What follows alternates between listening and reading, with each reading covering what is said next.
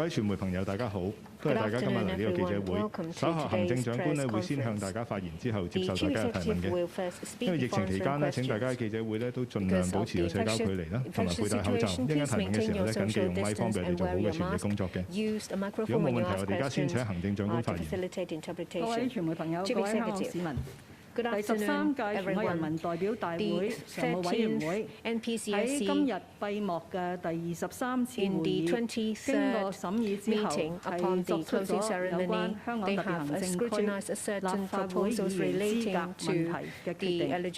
我而家係聯同律政司司長同埋政制及內地事務局局長，同大家介紹呢個決定嘅內容、呢件事件嘅背景同埋特區政府需要跟進嘅工作。首先，我必須喺呢度重申，全國人民代表大會係最高嘅國家權力機關，而全國人大常委會就係呢個最高權力機關嘅常設機關。佢係有權解釋基本法同埋監督基本法嘅實施，亦都有權對基本法喺實施過程中遇到嘅一啲憲制性問題，去依法作出處理。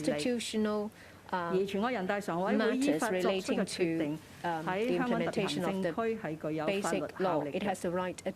今次提請全國人大常委會依法處理嘅問題係第6屆立法會議員喺經過全國人大常委會早前喺今年8月11日決定延長咗嘅第6屆立法會嘅延任資格，係一個非常特殊嘅情況。特區政府係唔能夠自行決定，必須要從憲制嘅層面上係加以解決。要了解我哋而家出現咗呢個憲制性嘅問題，我哋係需要先掌握基本法對於立法會議員嘅要求，呢個要求嘅內涵，同埋我哋而家面對嘅一個具體嘅情況。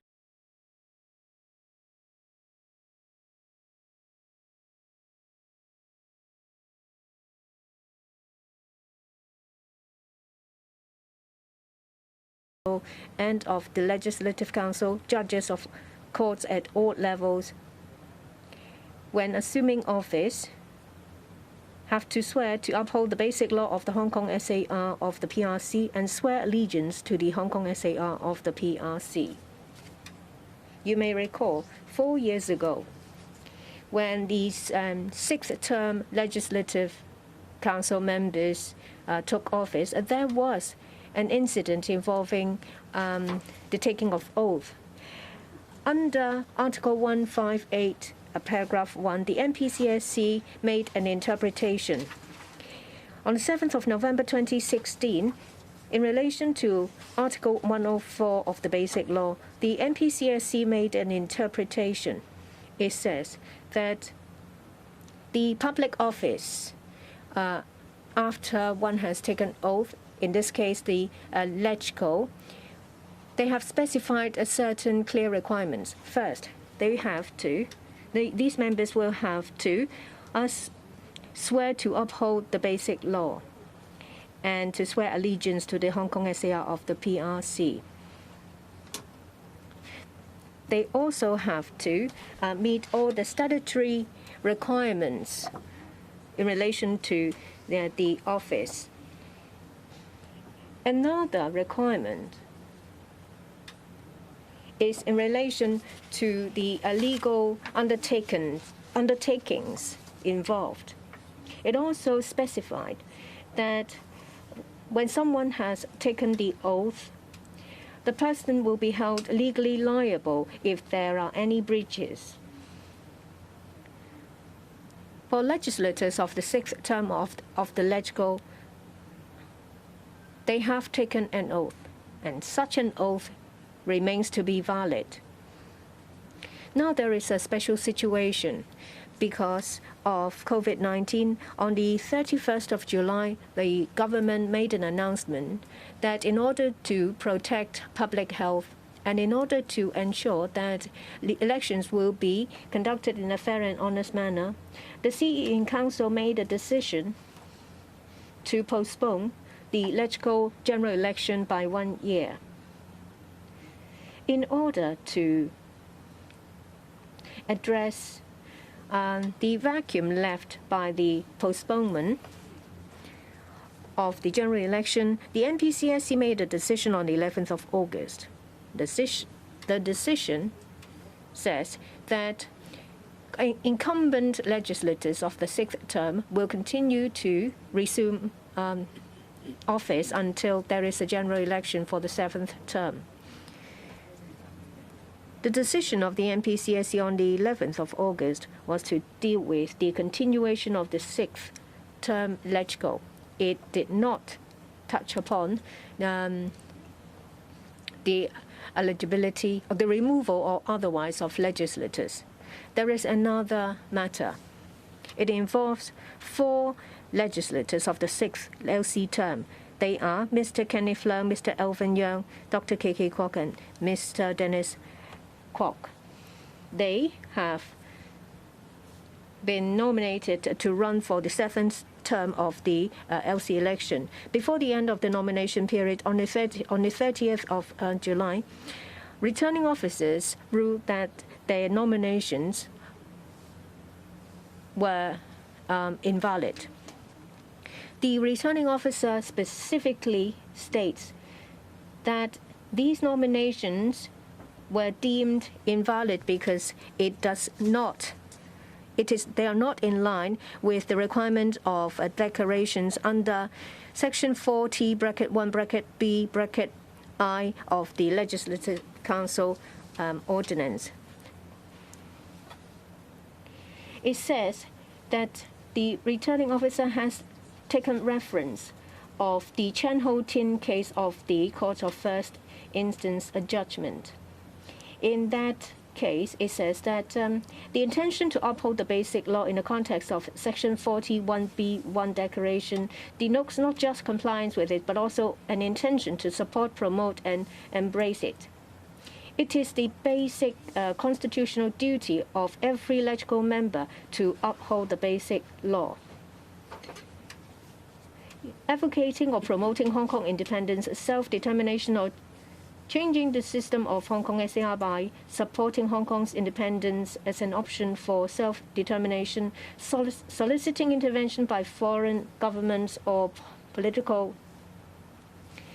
authorities in relation to the Hong Kong SAR affairs, expressing an objection in principle to the enactment of the national security law by the NPCSC and its subsequent promulgation as national law listed in Annex 3 to the Basic Law, expressing an intention to exercise the functions of a LegCo member by indiscriminately voting down any legislative proposals, appointments, funding applications, and budgets introduced by the Hong Kong SAR government after securing a majority in the LegCo so as to force the government to accede to certain political demands, and refusal to recognize the PRC's exercise of sovereignty over the Hong Kong SAR and the Hong Kong SAR's constitutional status as a local administrative region of the PRC. Well, I have named a number of unacceptable acts. Anyone engaging in any of these acts cannot possibly genuinely uphold the basic law, so they are unable to perform their duties as legislators. After considering a number of factors, the returning officer made an announcement on the 30th of July that altogether 12 nominations, including the 4 I have mentioned, were deemed invalid. On the same day, the government issued a press release saying that we echo and agree with the decision of the returning officer. To sum up, what we need to deal with at the moment is that there are 4 legislators who have been deemed in accordance by the law to not genuinely swear to uphold the basic law and not genuinely pledging their allegiance to Hong Kong SAR. We have doubts about their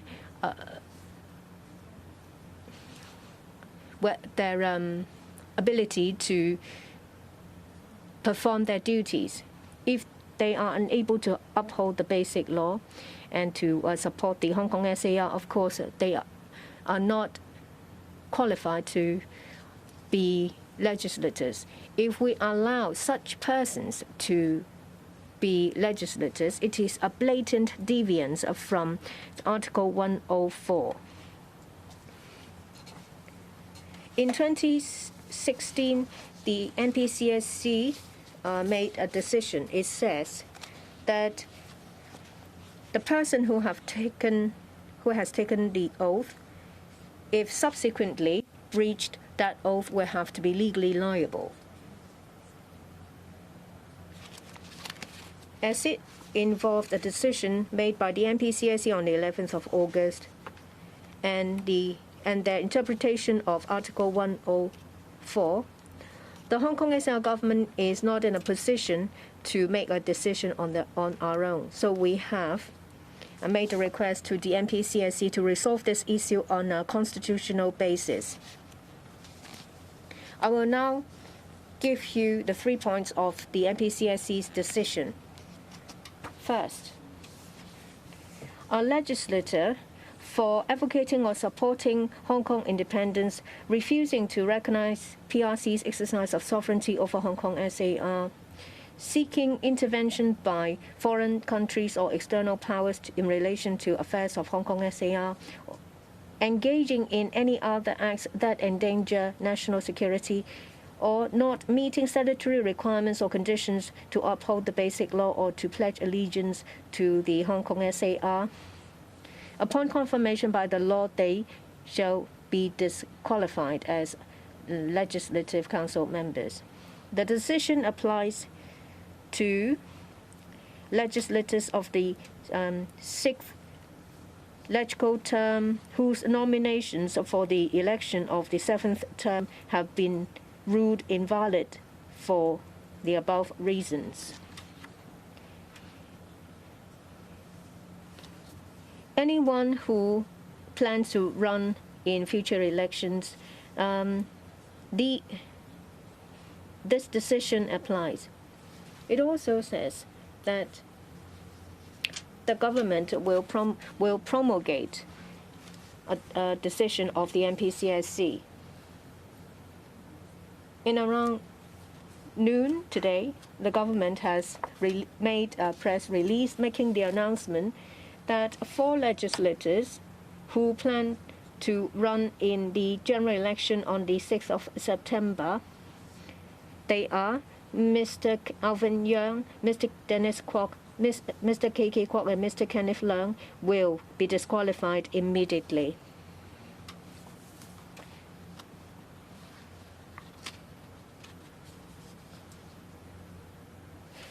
This decision of the NPCSC will be gazetted.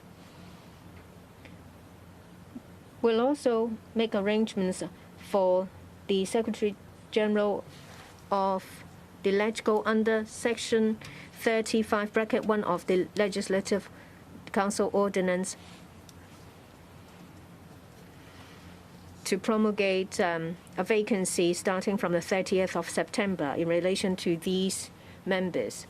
This NPCSC decision is lawful and in order and in line with the basic law.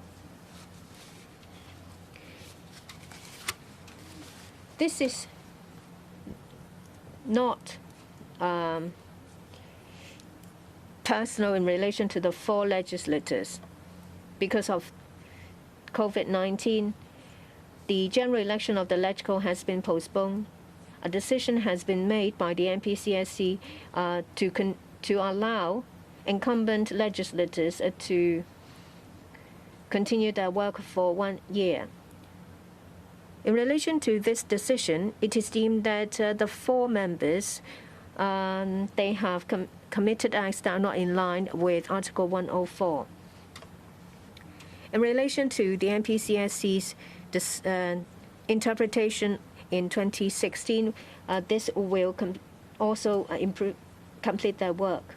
After the interpretation of Article 104 of the NPCSC, the Hong Kong SAR government has been studying how to amend local legislation to better reflect the actual requirements of holders of public office. current requirements are stated in the Oath and Declarations Ordinance.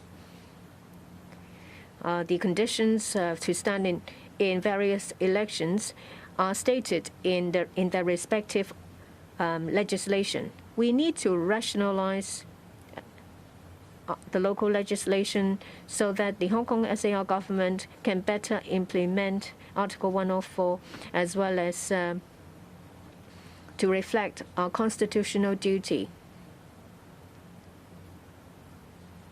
What we need to work on is to specify the method of overtaking, arrangements of the witness of oath-taking, as well as legal consequences of any breaches. We hope to draft the law as soon as possible and introduce them to the LegCo. This will better reflect our intention and improve the work of the implementation of Article 104. Please identify your organization before you put questions. We have a large number of reporters. Please restrict yourself to 2 questions. Lady over here. Ms. Chief Executive, I'm from Ming Pao. Under Article 79 of the Basic Law, there is provision regarding unseating a LegCo member. So does NPCSC authorize you to take the decision without being subject to checks and balances?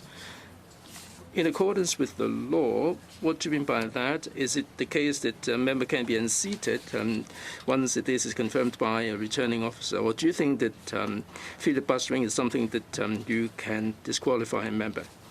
I didn't quite hear well enough about your question. This decision hasn't conferred any power to the Chief Executive. A decision has been taken in the first paragraph that I referred to, a very clear requirement has been put in place, and that is upon assuming office, if someone has done anything that doesn't uphold the basic law, then once this has been confirmed by law, one will lose the qualification. Second,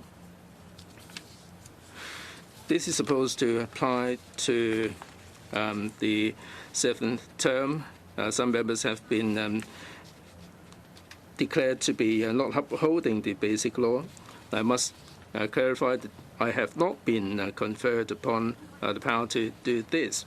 And there is no question of the executive branch being dominant. As I said at the very beginning, the NPCSC is the highest the body of the highest organ of the People's Republic of China. It has the jurisdiction to interpret the Constitution and to supervise the implementation of the Constitution. In the course of implementation, if there are any constitutional issues, we can seek a resolution by the NPCSC. Now, in the implementation of the Basic Law, we did experience this constitutional issue. The specific issue is that in accordance with the August 11th decision of the NPCSC, the 6th term could continue in existence for 1 year until the 7th term comes into existence. So this extension of LegCo, not the extension of LegCo members, the LegCo will continue to discharge its duty. It is a unique situation. The power is derived from the NPCSC. The second question, as I said in the first paragraph of the decision in accordance with the law, Hong Kong is a place where we have the rule of law. Everything we do in the government is done in accordance with the law. And there are many provisions in the law. Now, the key thing is the Basic Law. As I said, Article 104 of the Basic Law provides for the oath requirements for principal officials and LegCo members, and the Article 104 has been interpreted, and in accordance with the decision today, if there is a breach of the oath, it is clearly expressly stipulated. So we have the basic law when it comes to in accordance with the law. We also have other pieces of legislation. In the course of election, the candidates will seek nomination, and the returning officer will have to confirm whether the nomination is valid. The returning officer will be acting in accordance with the Legislative Council ordinance, and also the electoral affairs legislation in deciding whether someone is upholding the basic law. The other law is Section 73 of the electoral ordinance. The SJ can, or if someone has lost the qualification to discharge the duty, then the SJ can initiate the procedures at the court of first instance. Article 79 of the Basic Law 7 provides for the circumstances where the chairman can declare that a certain member has lost the qualification. There are many provisions under Article 79 of the Basic Law. 79(7) provides that when a member is censured for misbehavior or breach of oath by a vote of 2/3 of the members of the Legislative Council present, he will lose the status. The other thing is NSL, National Security Law. Article 35 provides that a person who is convicted of an offense endangering national security by a court shall be disqualified from standing as a candidate in the elections of the LegCo, and if it is a member who has already taken office, he will lose his qualification. So I have mentioned in one breath so many different pieces of legislation. It's not really something that the executive branch can dictate. So I cannot dictate which LegCo member is qualified or not qualified. The gentleman in dark outfit in the front, please. Mrs. Lam, Wen Hui Bao. Now, for these 4 members who have been disqualified and they have lost their seats, would they have to bear any responsibility because of false declaration? And you said that the government will rationalize the legislation and the oath and so on. Would that cover the public officers in the other advisory boards and committees? As I said at the very beginning, we have been studying in order to implement fully and faithfully the NPCSC's interpretation of Basic Law 104 in 2016 and how this can fit into Hong Kong's law and what sort of legislation should be implemented should be amended in order to implement this interpretation. The work is still going on. I've outlined some of the areas, like the way in which the oath is taken. In 2016, in the NPCSC interpretation, the oath taking should be solemn. It has to be accurate. One has to read out the entire oath. Now, this has to be amended in the law because we do not provide in such detail. Also, according to the interpretation, if someone hasn't successfully taken the oath, then one cannot retake the oath. Now, this has to be amended. You remember there was a precedent in LegCo who allow a retaking of oath. Now, with this clear interpretation, there is no more retaking of the oath. Also, the mechanism and the consequences. After the interpretation, the focus of attention was on the oath taking, because that triggered the reinterpretation. The consequence, the consequence of not taking the oath properly is not to be able to become a LegCo member, and also a member who has sworn in and subsequently he has done something that is a breach of the oath, then one has to bear the legal responsibility. There are no specific provisions in the law in Hong Kong, so this is something that we have to do something about in the rationalization exercise. You asked the question about the scope. Article 104 covers LegCo members, the chief executive, principal officials, ExCo members, and judges of the courts at different levels. We have to do something about it under the NSL. Under Article 6, the public officers will have to take an oath. We have to do the legislative amendments, and we will bring you up to date when it comes to the legislative amendments. In relation to your first question, before a decision is made, evidence and supporting information will have to be taken into account, so I cannot comment at this moment. Next. Someone in a jacket on the far right. Good afternoon. I'm from CCTV. A decision has been made by the NPCSC. Now there is a legal basis for the Hong Kong SAR to act upon.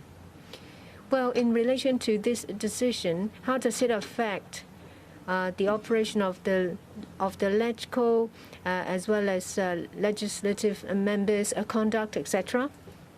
Thank you for your question. The NPCSC has made a decision. It is an important one. For quite some time,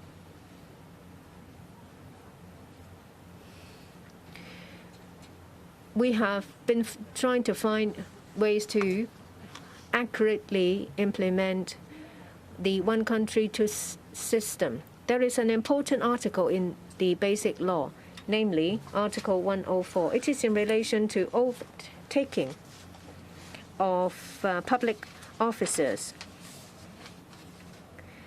Once the oath is taken, it means that the oath taker swears to uphold the Basic Law and swear allegiance to the Hong Kong SAR of the PRC. The NPCSC's decision has clearly stipulated the relevant requirements. The details will have to be put in place by way of local legislation. In this way, we will be able to put in place a good system to implement it. We have to constantly improve our system to implement one country, two systems. I think that the NPCSC's decision this time round is consistent with previous ones. It provides a legal basis for us to act upon. LegCo is an important organ of the Hong Kong SAR. It is our legislature. The members will have to act in a proper way. They have to pledge allegiance to the Hong Kong SAR as well as the Basic Law. We need to have a political body that's composed of patriots. So I think that the decision is a very important one. Chinese. English question, please. 左手邊後排嗰位。Hello, Mrs. Lam. This is Nelly Wong from South China Morning Post. The first question is, under the decision, is taking quorum calls or any kind of filibustering still allowed? Will the government regard these kind of actions and refusal to endorse the country's resumption of sovereignty over the city? And the second question is on the legal ground. You just said in your Chinese answer that you have spelled out a number of laws. But then, could you explain little bit more about the exact laws? And is it only you to announce the decision? Thank you. Okay, two questions. First of all, as I have explained, the purpose of seeking a decision from the National People's Congress Standing Committee is because we are facing a constitutional problem.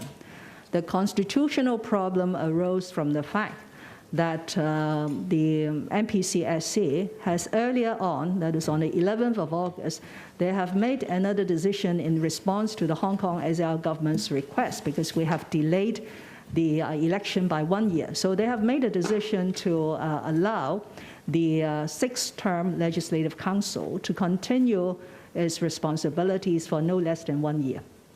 So the NPCSC is the source of the authority for this extended tenure of the Legislative Council. The second point is because we all know that before the postponement of the election was decided, we were in the midst of a nomination period for candidates to contest in the seventh-term Legislative Council. And 4 incumbent Legislative Council members were being ruled as not fulfilling the nomination criteria. That is, they could not fulfill the conditions in the declaration that they are pledging allegiance to the Hong Kong SAR and the Basic Law. So we need to find a way out, so to speak, because we could not allow members of the Legislative Council who have been judged in accordance with the law that they could not fulfill the requirement and the prerequisites for serving on the Legislative Council to continue to operate in the Legislative Council. So that was the purpose of seeking a decision from the NPCSC.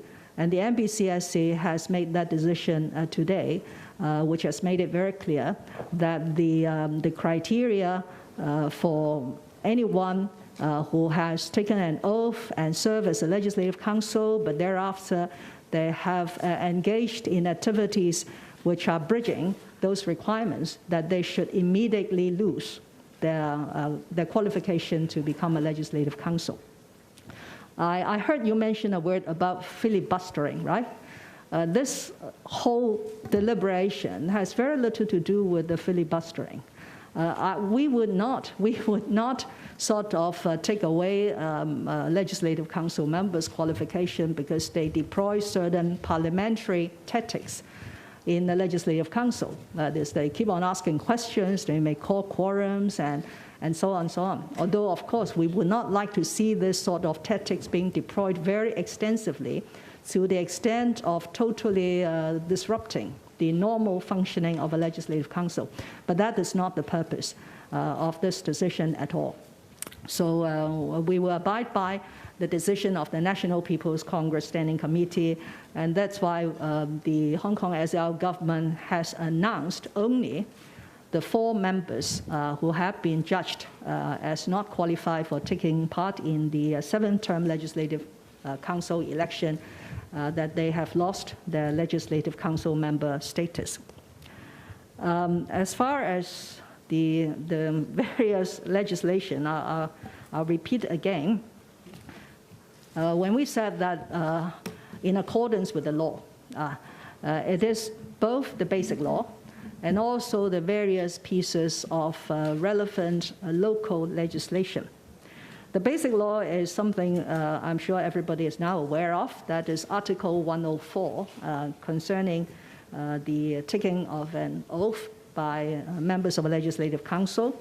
And now that we have the decision made today, which clarifies some of the concepts that were set out in the 2016 interpretation.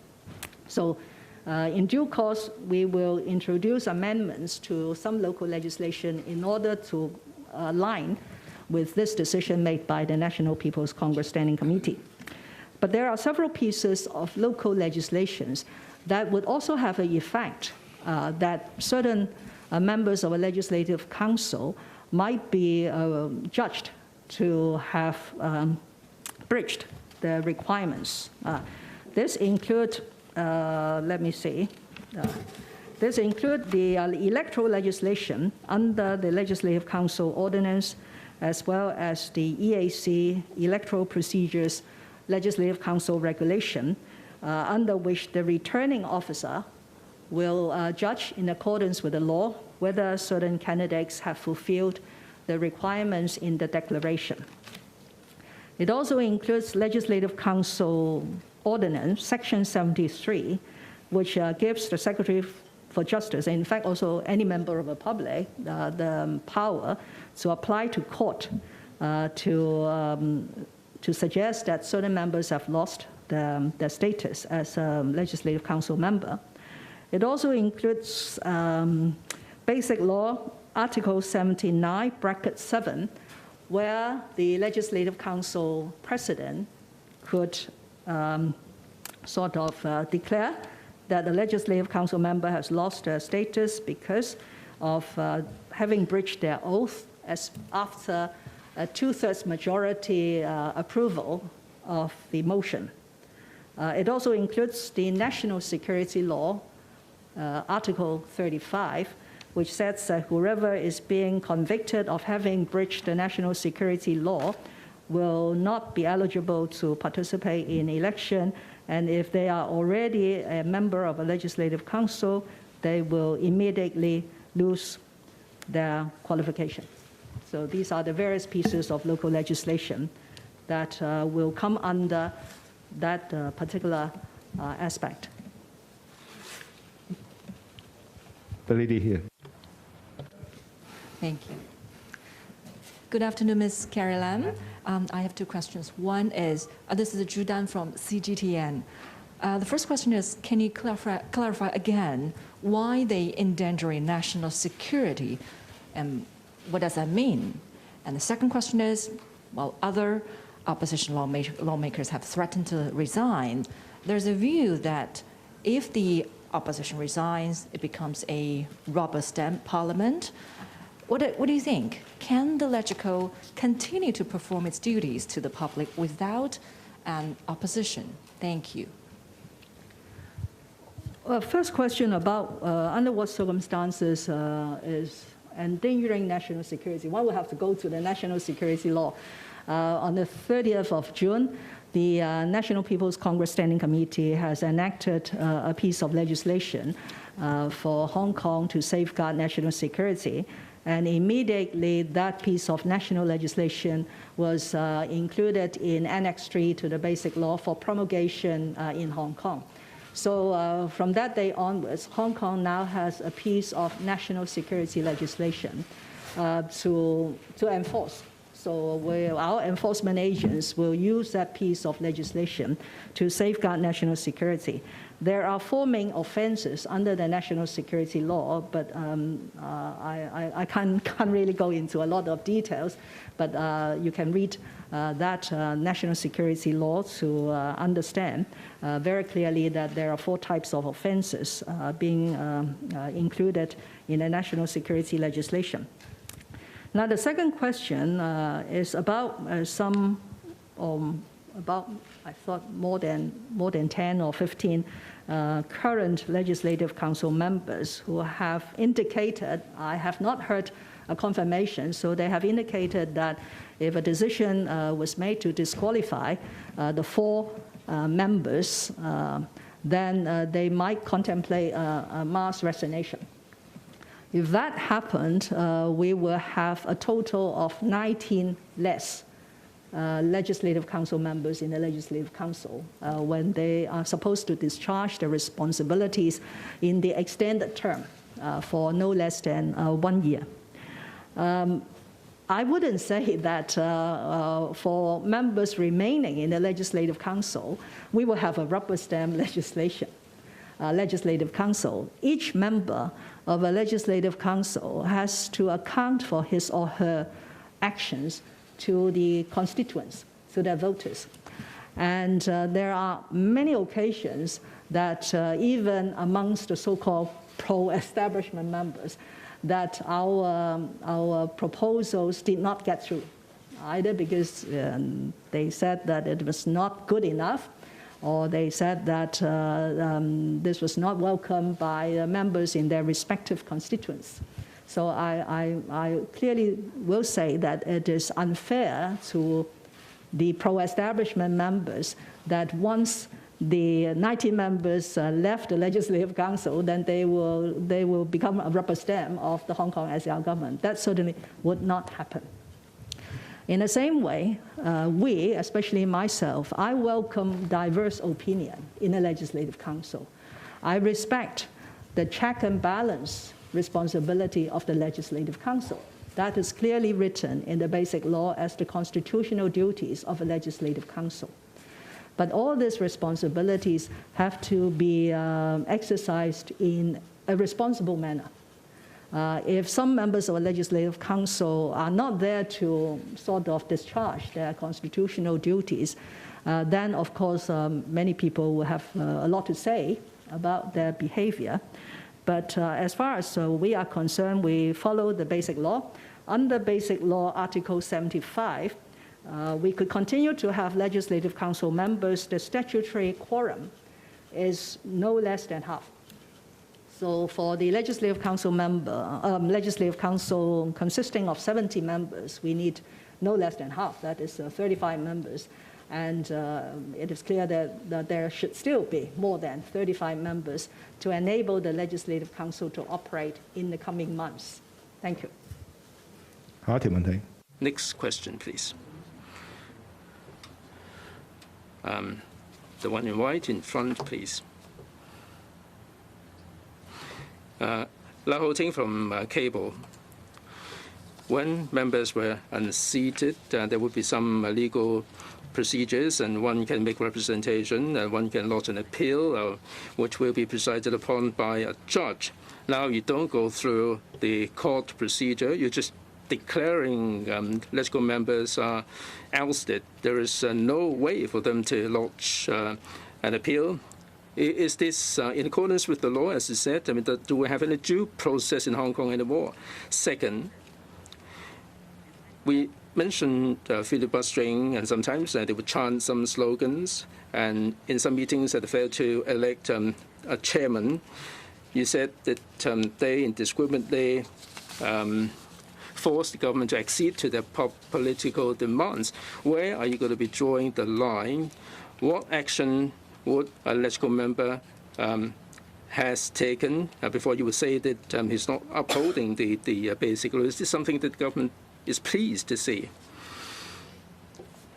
First of all, as you notice in my opening remarks, I said at the very beginning that I reiterated that the NPC is the highest organ of the country, and NPCSC is under the NPC, which can discharge several duties. It can interpret and monitor the implementation of the basic law, and also resolve, in accordance with the law, all the constitutional problems. Today, precisely in the implementation of the basic law, we encountered this constitutional problem. The NPCSC acted in accordance with the law and resolved the matter. The decision of the NPCSC has binding force in Hong Kong, so it is rooted in a robust foundation. It is not to be challenged. We have a unique situation now. We're not saying that in the future the NPCSC has to exercise the power to preside over each and every legislative member.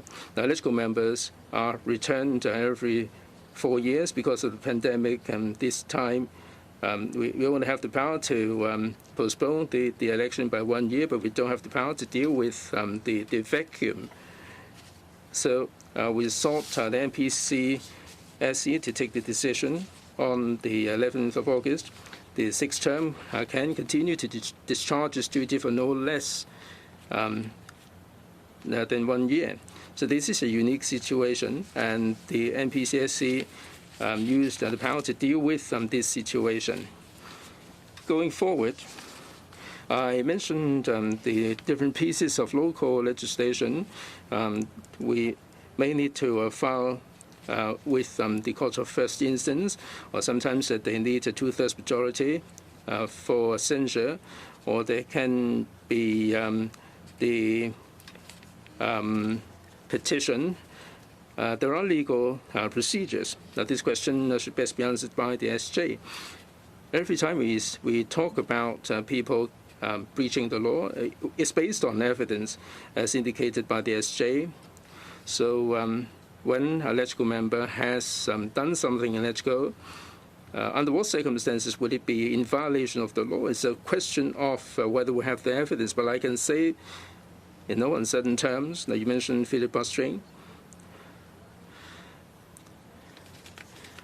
If they resort to filibustering to lengthen the time because they're not happy with government policy, shouldn't be regarded as overthrowing the government, because this is the kind of tactic that can be deployed. It's all a matter of degree. If someone were to filibuster for a year or so, so that everything is grinding to a halt, then how can we satisfy the provisions of the Basic Law? How can we say that this is upholding the Basic Law and pledging allegiance to the SAR?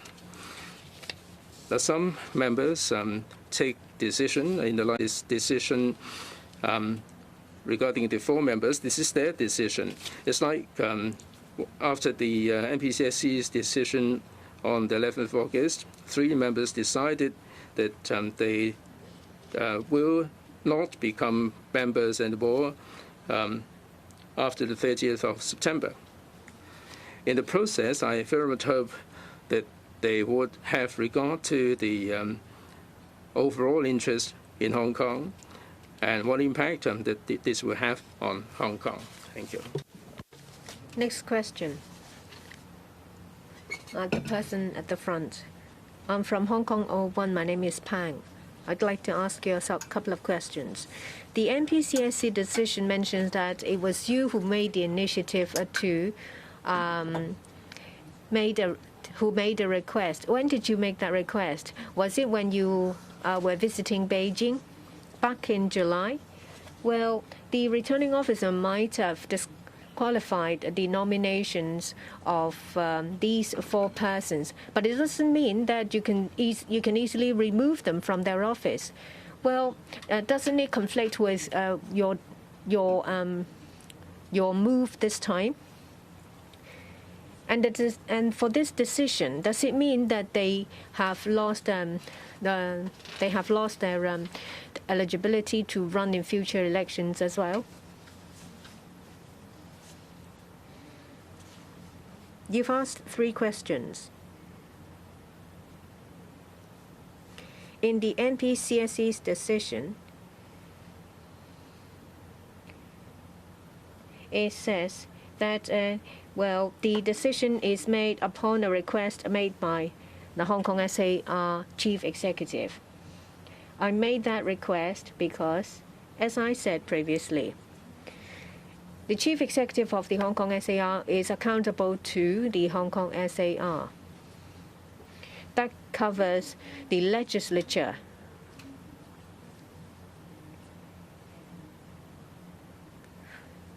In the 6th term legislature, there are 4 members whose nominations have been deemed invalid because they do not genuinely, sincerely uphold the Basic Law and pledge allegiance to the Hong Kong SAR.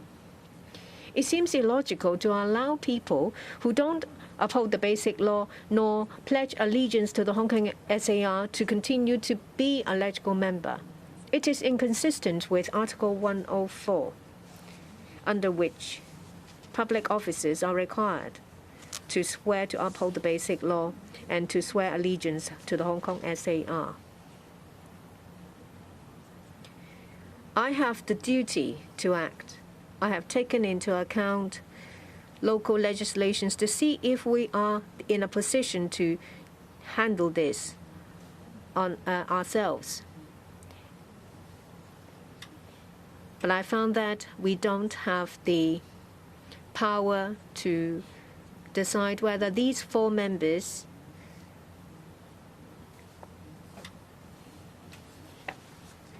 are qualified to continue to become legislators. Well, we know we have seen a problem, but if we do not act on it, then it is irresponsible.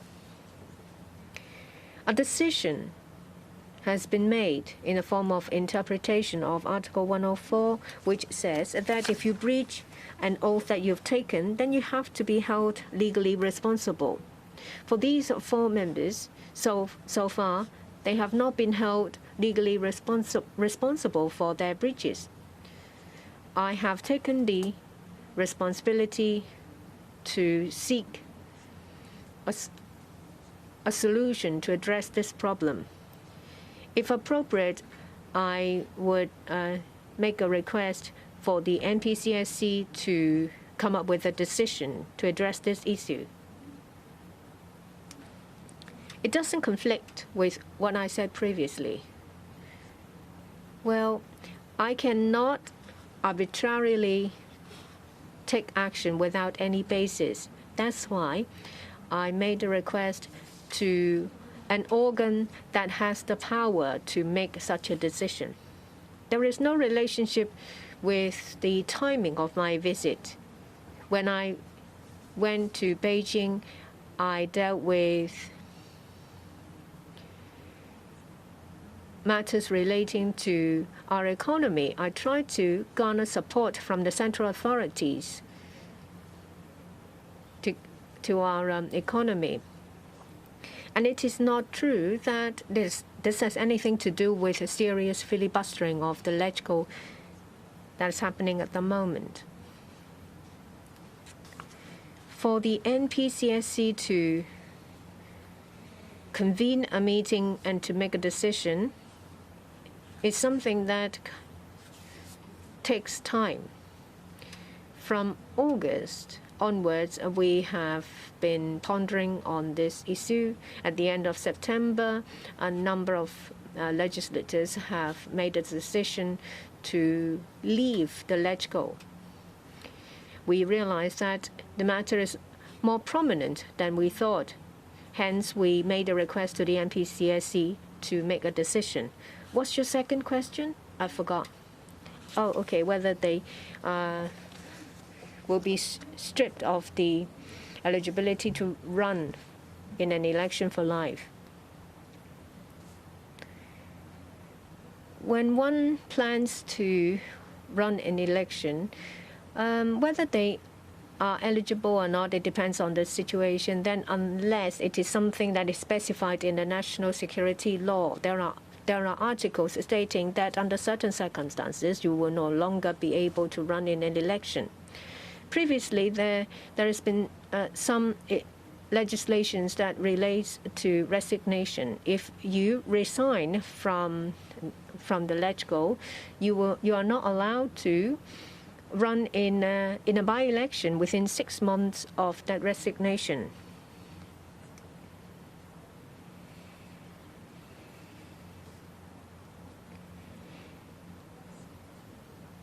In the next legislative election, if nominations are made for these individuals, then it will be the decision for the returning officer to make. Under Article 35 of the National Security Law, I think it relates to a case upon conviction. The court will have to convict a person for that person to lose the eligibility to run in elections. Any other questions? Next. The one in blue on the left. I'm from the Apple Daily. You have listed a number of, a few pieces of legislations in response to questions asked about confirmation by the law. If there are various pieces of legislation to deal with the situation to disqualify members, why did you not use local legislation? Say, for example, Section 79 of the Legislative Ordinance, or Article 79 of the Basic Law, that the President can announce the disqualification of a member upon 2/3 of members approving the decision. Then why did you not use existing local legislation to deal with it? Is it because it is you want to tie that in with all your mainland favored initiatives, say Lantau Tomorrow? On the 31st of July, you said that you were of the view that the entirety of electoral members could stay. You have made that statement in public. But in private, you have sought a different approach to deal with these legislators. Why is there such a stark difference? As I said, this is a special matter.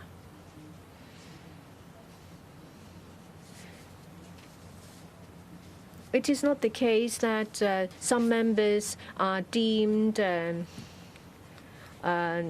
to not uphold the basic law or not pledge allegiance to the Hong Kong SAR, and as a result, other members move a motion to remove them.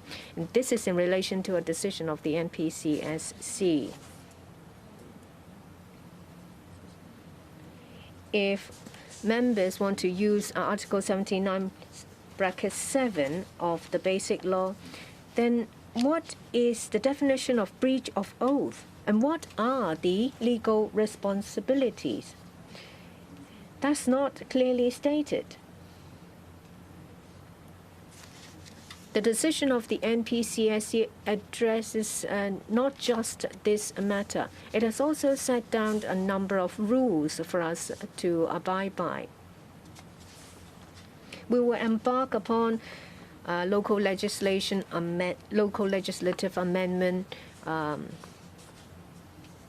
in relation to Article 104. Say, for example, the legal responsibility for breaching the oath of a legislator means disqualification. And that would take an instant effect. So it's not the case that we're afraid that we might lose. That's why we turn to the NPCSC. The NPC is the highest organ of our country. The Standing Committee of the NPC is, as the name suggests, a standing organ.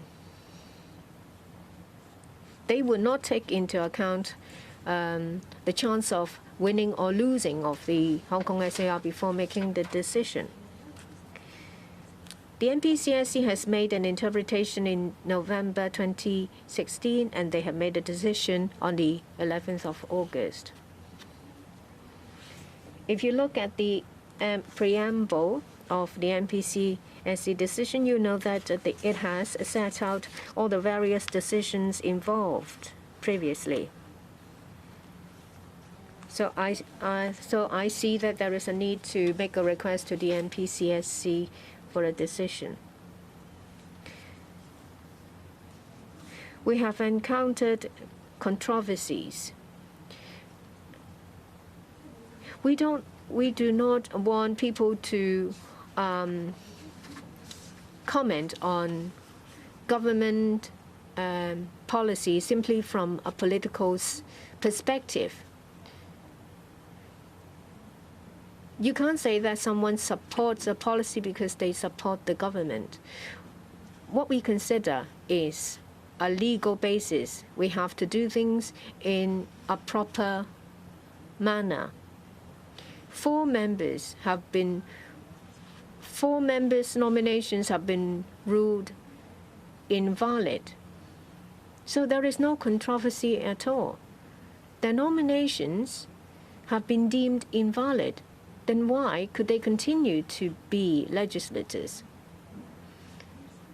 And that is the basis. That's why I made a request to the NPCSC for a decision to be made. My colleague wrote down what I said. This is what my colleague gave me. On the 31st of July, in answer to a reporter's question, I said that at that time we didn't ascertain whether the members should be returned to LegCo. Now the question is how we should deal with the matter during the vacuum. So we focus our attention on the lacuna. The NPCSC's decision hasn't dealt with whether members should stay or should go. They talked about the LegCo continuing with the duty. And also there is this issue of the tenure of the LegCo members. So this decision is about the tenure of LegCo members. The lady with long hair. Commercial radio. The Democrats said that they would resign en masse. With this decision, did you contemplate this consequence? How do you assess the situation where a LegCo is composed of only the pro-establishment members without any opposition? Would that turn into a rubber stamp in the coming year? What about voting in foreign places? Now, all these controversial issues can be endorsed by LegCo very quickly. Do you think that you should allow these controversial issues to be passed like this? Well, there is no question of whether we find it good enough or not. When we present proposals to the Council, whether it is funding proposals and so on, we do these in the interest of the development of Hong Kong and livelihood. When we make a proposal, of course, we hope that they will endorse them. If they endorse the proposals quickly enough, we would be very pleased because this would be in the interest of efficiency. So every day we do things in the hope that LegCo would endorse our proposals.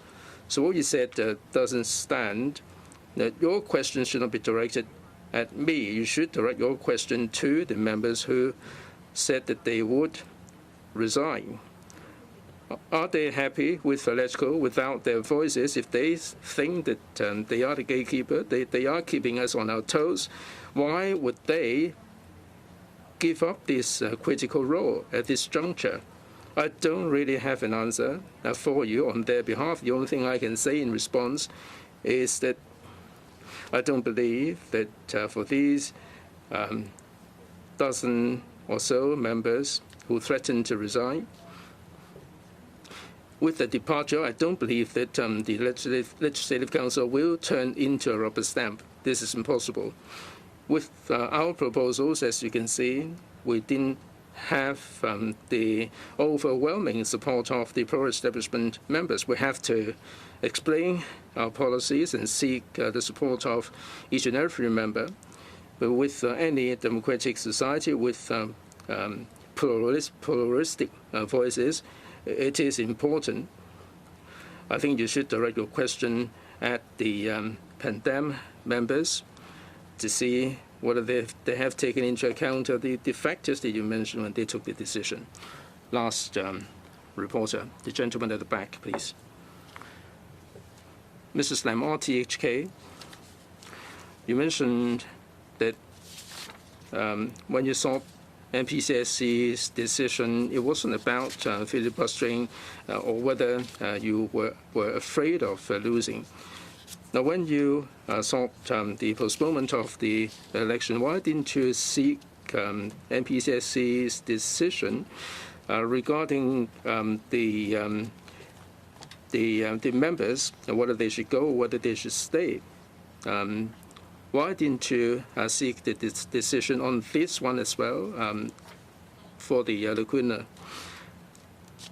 Now, there are 4 members who have been disqualified, and the Pandems are threatening to resign en masse with so many seats lying vacant. Are you going to have a by-election? Now, you don't have any opposition voices. Does the SAL government have any other legislative proposals or funding proposals that you will seize the time to introduce the LegCo? On the first question about the timing, as I said, when we sought NPSC's decision, we were dealing with the lacuna. We postponed the election, but we didn't have the power to extend the LegCo term. The basic law provides that the LegCo is there for 4 years every term. We didn't deal with the eligibility of councillors. At the earlier stage, we had to deal with these issues. Now, sometimes we cannot deal with all the issues in one go, and we have to deal with the term of the LegCo first, and then we move on to these other issues. Second, I must make it clear that we don't have any plan to conduct by-election. There were some members who decided not to take part, and there were members who were declared by the court to be not duly elected, and there were vacancies. There were seats that fell vacant. There are still 8 or 9 months left. It is really a huge undertaking to conduct election. If you're dealing with a dozen or so seats, that this would be really a massive election. The pandemic hasn't stabilized, so it is not appropriate for us to conduct these large-scale exercises. Third, the policy bureaus have all their plans regarding what they're going to be doing going forward. We didn't withdraw anything because we have to rise to the challenges, and they would continue with the work that they set out to do. There are some controversial funding proposals and funding work. We will continue with them. You ask whether given the current situation, we will launch certain proposals. We may not be able to make it given the time. I don't think I have the ability to complete all of the feasibility study to introduce these proposals to the Council.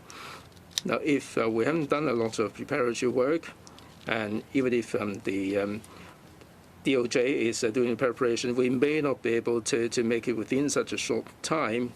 If we cannot finish the business, then it will be a waste of time. We have to start all over again in the next term. So I cannot see how this NPCSC's decision having any particular difference impact on our work. Thank you all very much.